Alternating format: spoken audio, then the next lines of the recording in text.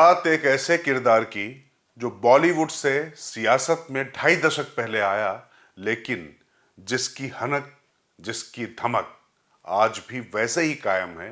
और पुरुष प्रधान समाज में जब बॉलीवुड से लेकर सियासत तक में इस तरीके की एक शख्सियत जब सामने आती है और आगे बढ़ती है, उसके बाद भी लोग किस तरीके से उन पर कीचड़ उछालते हैं, लेकिन वो इस तरीके का आफताब बन जाती हैं कि उनके ऊपर कोई छींटे जा ही नहीं पाते हैं। बात हेमा मालिनी की। मथुरा से 2 बार सांसद हो चुकी हैं। तीसरी बार फिर भारतीय जनता पार्टी ने टिकट तब दिया है जब वो 76 साल की हो चुकी हैं और ड्रीम गर्ल का उनका एक खिताब आज भी बरकरार है। और दिक्कत तो ये है कि पहले तो कभी लालू प्रसाद यादव ने उन पर कुछ ऐसी टिप्पणी की थी, लेकिन कांग्रेस के संजीदा समझे जाने वाले नेता रणदीप सुरजेवाला ने, आप जानते हैं मीडिया विभाग के चेयरमैन थे, उनकी जुबान ऐसी फिसली कि क्या कहा जाए।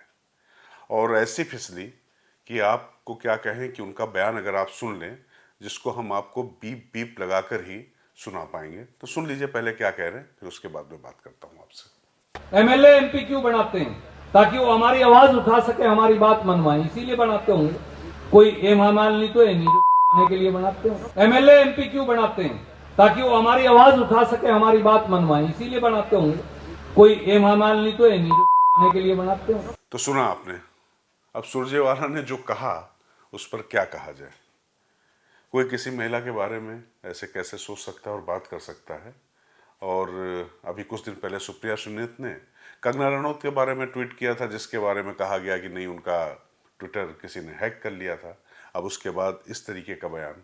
लेकिन कंगना रनौत और हेमा मालिनी दोनों की शख्सियत, दोनों महिलाएं हैं इस लिहाज से ठीक, लेकिन हेमा मालिनी का किरदार इतना बड़ा है कि आपको याद होगा कि एक समय लालू प्रसाद यादव ने, जब वे बिहार के मुख्यमंत्री थे, तब उन्होंने बिहार के सड़कों को हेमा मालिनी के गालों की तरह कर देंगे, इस तरीके का बयान दिया था। और वो लालू के विरोधी बिहार की सड़कों की ओमपुरी की गाल से तुलना करते थे। कुल मिला के किस तरीके के रिमार्क्स थे, इस पर मुझे कुछ ज़्यादा नहीं कहना। लेकिन जब हेमा मालिनी के बारे में इस तरह की टिप्पणी लालू ने की थी, तो उसका उनको खामियाजा भुगतना पड़ा था, काफ़ी आलोचना करनी पड़ी थी। और हेमा मालिनी पर कोई फर्क नहीं पड़ा। वो लगातार लाइमलाइट में रही। ना उनको हिंदी ठीक से बोलनी आती है, ना ही वो कभी बहुत ज़्यादा जनता से घुलती मिलती हैं। लेकिन भरतनाट्यम और फिल्मों में चूंकि अगर आप देखें कि किस तरीके से उन्होंने पुरुष प्रधान, जो मैंने कहा कि फिल्मों के बीच में उन्होंने अपना एक किरदार बनाया था और उनकी फिल्में उनके नाम से चलती थी। ऐसा सम्मोहन है उनका कि वो चाह कर भी उनसे खुद कर दूर नहीं कर पाती। इस बार भी कहा जा रहा था कि मथुरा से उनका टिकट कटेगा, लेकिन मथुरा में उन्होंने मीरा की नृत्य नाटिका की थी, प्रधानमंत्री नरेंद्र मोदी ने उसको देखा था। उसके बाद लगने लगा था कि अब ये टिकट नहीं कटेगा, और देख लीजिए वही हुआ। वैसे आपको बता दें कब आई वो राजनीति में। 1999 की बात है। भाजपा के उम्मीदवार थे गुरदासपुर से विनोद खन्ना, दिवंगत हो चुके हैं, उनका प्रचार करने उतरे थे। उसके बाद 2003 में उन्हें राज्यसभा के लिए नॉमिनेट किया और 2004 में उन्होंने औपचारिक तौर पर भाजपा ज्वाइन कर ली। उसके बाद से वो लगातार स्टार प्रचारक, मतलब अटल बिहारी वाजपेयी के समय से लेकर नरेंद्र मोदी के समय तक वो स्टार प्रचारक हैं। ज़्यादातर लोग चाहते हैं कि उनकी क्षेत्र में वो जाएं। और 11 में भाजपा ने उन्हें राज्यसभा भेजा, 14 में फिर आपको पता है 19 में फिर वो जीती मथुरा से, और 24 में भी वो उम्मीदवार हैं। अब जरा सोचिए, धर्मेंद्र उनके पति, उनको भी लोकसभा भेजा गया, वो ज़्यादा दिन नहीं संभाल पाया। उनका बेटा सनी देओल, सौतेले बेटे, वो भी गुरदासपुर सीट से बने, लेकिन इस बार उन्होंने भी किनारा कर लिया।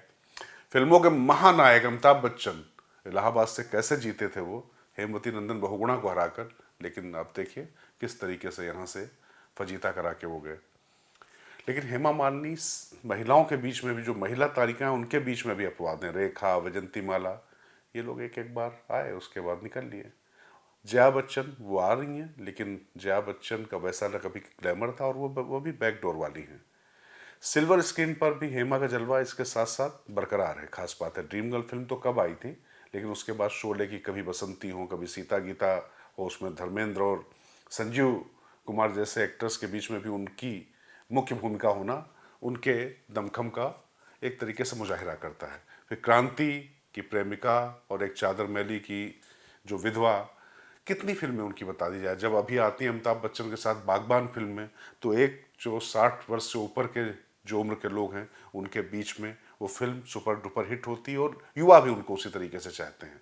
तो ये है हेमा मालिनी का किरदार। हेमा मालिनी के इस किरदार पर मैं इसलिए बात कर रहा हूँ क्योंकि मैंने देखा गाहे बगाहे उनके नाम पर टिप्पणी की जाती रहती है। उनकी ये आलोचना हो कि वो लोगों के बीच में नहीं जाती हैं, वो जाके कभी हंसिया पकड़ के बालियां काटती हुई दिखती हैं, तो उसको लेकर कह सकते हैं कि वो जो है एक तरीके से इलेक्शन टूरिज्म करने आती। इस पर आलोचना हो समझ में आता है, कार्यकर्ता भारतीय जनता पार्टी करें समझ में आता है, लेकिन इस तरीके से उनके नाम पर टिप्पणी करना, और वो भी क्षेत्रीय दलों के बाद अब कांग्रेस जैसे दल से इस तरीके की टिप्पणी करना, मुझे लगता है कि ये किसी भी सभ्य समाज में और सुनना थोड़ा सा पीड़ा पहुंचाता है। और मैंने फिर कहा, कंगना रनौत पर भी जिस तरीके का ट्वीट हुआ था वो भी अपने आप में बहुत आपत्तिजनक था, लेकिन 76 वर्ष की हेमा मालिनी जो 2.5 दशक से राजनीति में भी जमी हुई है और आज भी उनकी उतनी डिमांड है, ऐसी स्थिति में उनको इस तरीके से पेश करना रणदीप सुरजेवाला की जुबान से थोड़ा अजीब लगता है।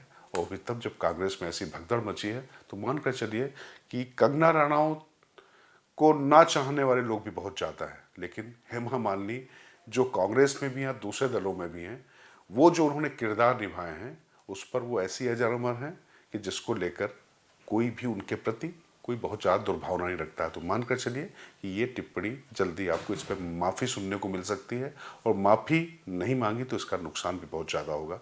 तो बुलंदशहर टीवी में फिलहाल इतना ही। देखते रहिए, अपने कमेंट से हमको अवगत कराते रहिए। ताकत आपकी।